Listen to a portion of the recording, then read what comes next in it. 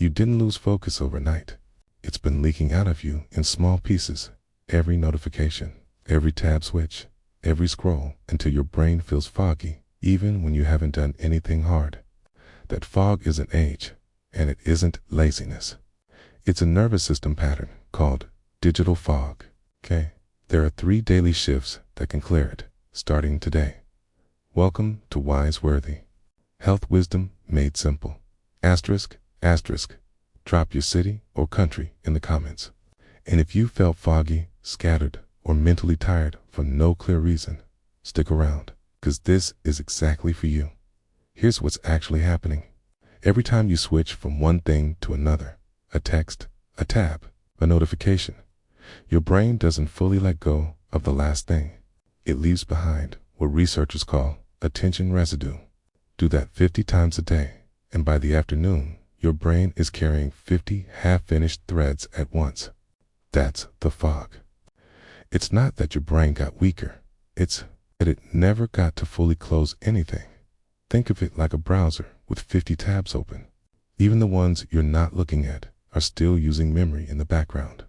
Your brain works the same way. Before we get into the fixes, quickly figure out which type of fog you're dealing with, because it changes which shift matters most for you. Type 1, morning fog.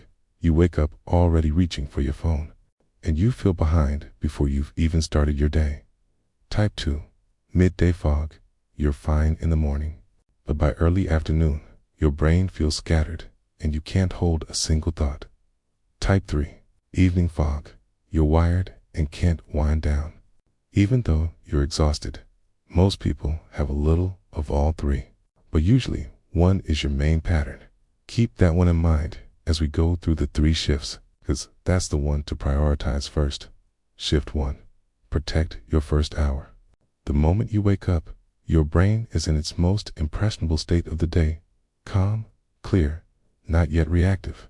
Checking your phone in that window floods it with other people's demands before you've had a single clear thought of your own. Here's a quick example. Picture someone who checks their phone the second they open their eyes. 3 unread work messages, a news headline, a group chat notification. By the time they get out of bed, they haven't had one original thought yet. They've just reacted to 3 other people's. That's the pattern that sets the tone for the whole day. You don't need a strict no phone rule forever. Start with just 20 to 30 minutes, long enough to have your coffee, get dressed, or step outside before you let the world in. A common mistake here: people think they need willpower to resist checking. It's easier than that. Just leave the phone in another room overnight, so the friction of getting up does the resisting for you. Now, the next shift is the one most people actually get wrong, because it seems like the opposite of helpful advice. Stick with me, because this is where most of the fog actually gets cleared. Shift 2, batch your checking instead of constantly switching. Every notification you respond to mid-task doesn't just cost you the 10 seconds it takes to glance. It costs you the several minutes it takes your brain to fully return to what you were doing instead. Pick 2 or 3 set times during your day to check messages and notifications. Late morning, after lunch, and early evening works well for most people. Outside of those windows, keep your phone face down or in another room. This feels uncomfortable at first, especially if you're used to instant replies. But within about a week, most people notice their afternoon fog is significantly lighter, simply because their brain isn't juggling 50 open threads anymore. Quick pause. If you're watching this on your phone right now, this is a good moment to flip it face down for the rest of the video. See how it feels. Quick myth to clear up before the last shift. Most people think fixing digital fog is about willpower, just trying harder to not check your phone. It's not. It's a friction problem. Apps are built to be one tap away and endlessly interesting.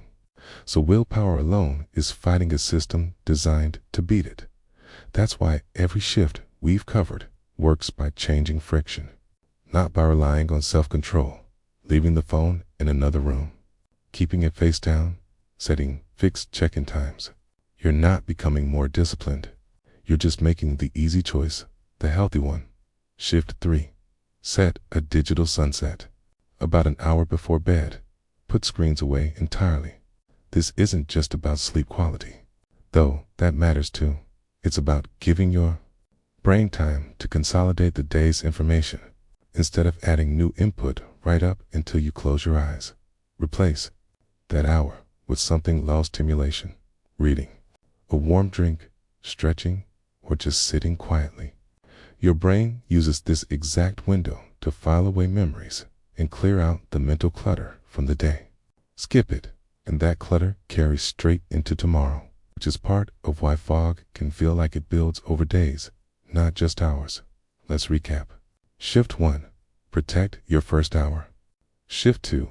Batch your checking instead of switching all day. Shift 3. Set a digital sunset an hour before bed. 3 shifts, and your brain finally gets to fully close each thread instead of carrying all of them at once. And remember which fog type you identified earlier. Start with the shift that matches it. If this was helpful, subscribe to Wise Worthy and tap the bell. We post practical, no fluff wellness habits like this every week.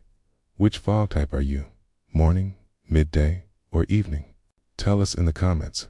And if someone in your life has been feeling foggy and scattered lately, send them this video. Wiseworthy. Health wisdom made simple. Take care of yourself. We'll see you in the next one.